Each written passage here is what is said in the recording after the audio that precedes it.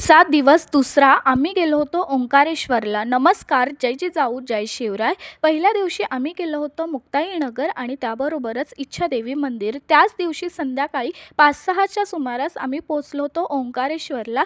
खूप लेट झालं होतं, त्यामुळे आम्ही दर्शनाच्या रांगेत काही उभा राहिलो नव्हतो. परंतु त्याच दिवशी संध्याकाळी आम्ही नर्मदा आरती मात्र अटेंड केली होती, जी की खूप छान आरती होती. नेक्स्ट डे मॉर्निंगला 3-4च्या सुमारास उठलो, फ्रेश वगैरे झालो आणि 5-5:30ला दर्शनाच्या रांगेत उभा राहिलो होतो. एवढ्या लवकर जाऊनसुद्धा आम्हाला भरपूर गर्दी भेटली होती. एक टिप मी नक्कीच देईन तुम्हा सगळ्यांना, जर तुम्ही कुठे देवदर्शनाला जात असाल, जेवढ्या लवकर तुम्ही सकाळी जाशाल तेवढी गर्दी तुम्हाला कमी भेटेल. 3च्या नंतर सगळीकडेच दर्शन हे चालू होऊन जात असतात सकाळच्या 3 वाजता. त्यानंतर तुम्ही बाकीची जी काही कामं असतात ती करायची, पण मात्र पहिले देवदर्शन करायचं असतं. आमचं दर्शन हे खूप छान झालं होतं. थोडीफार ढकलाढकली झाली होती, परंतु दर्शन मात्र छान झालं होतं.